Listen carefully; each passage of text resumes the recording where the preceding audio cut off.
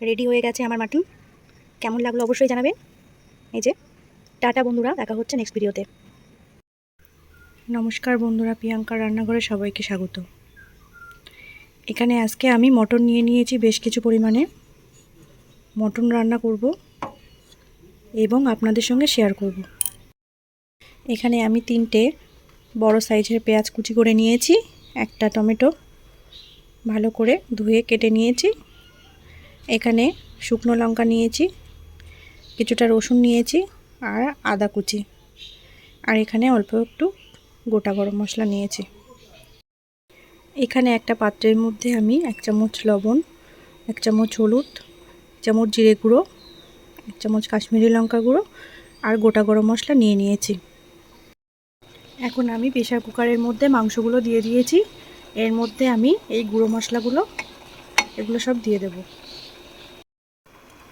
এগুলো এবার নেড়ে ভালো করে এটা মিশিয়ে নেব।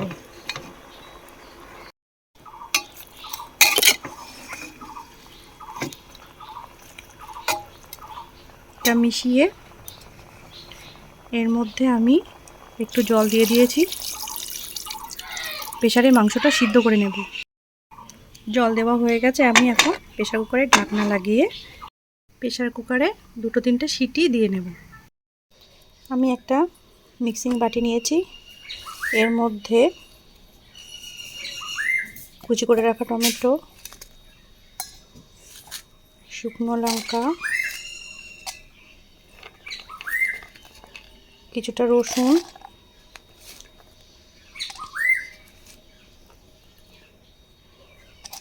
আদা,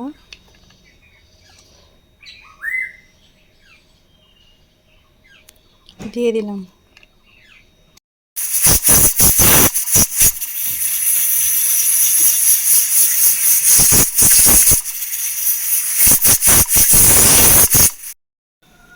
কড়াই গরম হয়ে গেছে, এখন কড়াইয়ের মধ্যে আমি একটু তেল দিয়ে দেব।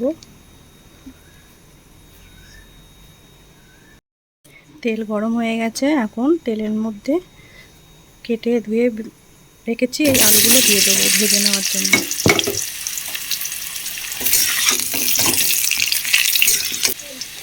1 চামচ লবণ দিয়ে দেবো,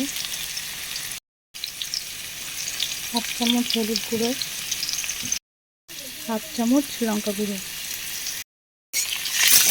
ভালো করে লাল করে ভেজে নেব। আলু ভাজা হয়ে গেছে, আমি এখন এগুলো একটা পাত্রের মধ্যে তুলে নেব। আলুগুলো তুলে নিয়েছি, এর মধ্যে আমি একটু তেল দিয়েছি, তেলটা গরম হয়ে গেছে। এখন আমি এর মধ্যে দিয়ে দেব পেঁয়াজ কুচি। পেঁয়াজ কুচি দিয়ে দিলাম।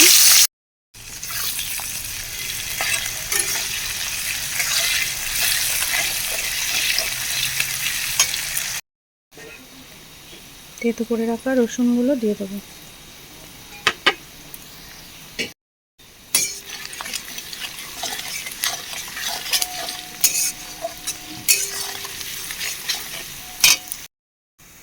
পেস্ট করে রাখা মশলাটা দিয়ে দিলাম। মশলাটা ভালো করে কষিয়ে নেব। এই যে এটা কষিয়ে নিচ্ছি। একটা বাটি নিয়েছি, এর মধ্যে 1 চামচ জিরে গুঁড়ো আর 1 চামচ নিয়ে নিলাম, আমি 2 চামচ ব্যবহার করলাম। এখানে 2 চামচ জিরে গুঁড়ো নিয়েছি, 1 চামচ লঙ্কা গুঁড়ো, এখানে 1/2 চামচ হলুদ গুঁড়ো। এটা পেস্ট করে নেব। পেস্টটা ভালো করে নিয়েছি।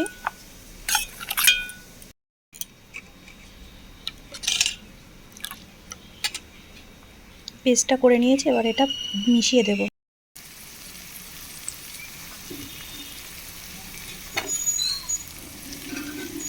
পেস্টটা দিয়ে দিলাম।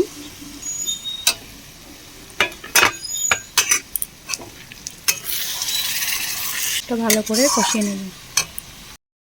মশলা কষানো হয়ে গেছে, এখন আমি সিদ্ধ করে জল ঝরিয়ে নিয়েছিলাম এই মাংসগুলো ঢেলে দেব।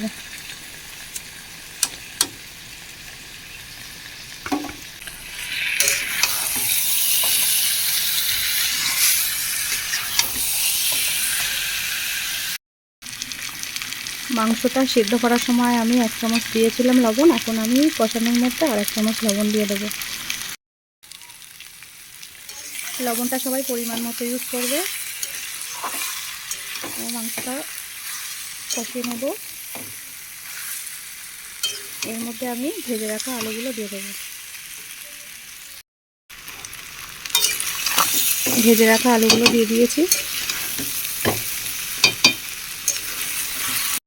এখন আমি এর মধ্যে জল দিয়ে দেবো। এখানে মাংস সিদ্ধ করার সময় যে জলটা ছিল সেটা আমি ঢেলে দিলাম। আরও একটু সামান্য গরম জল এর মধ্যে দিয়ে দেবো।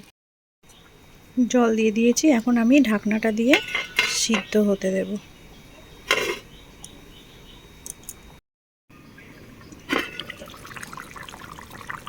ছ মিনিট পর ঢাকনা খুললাম। এই যে ফুটে উঠেছে তারপরে।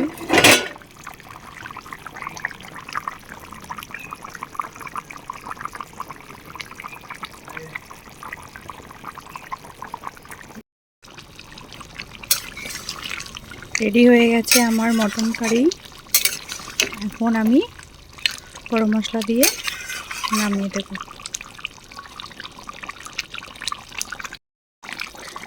1 চামচ গরম মশলা দিয়ে অফ করে দিলাম। এটা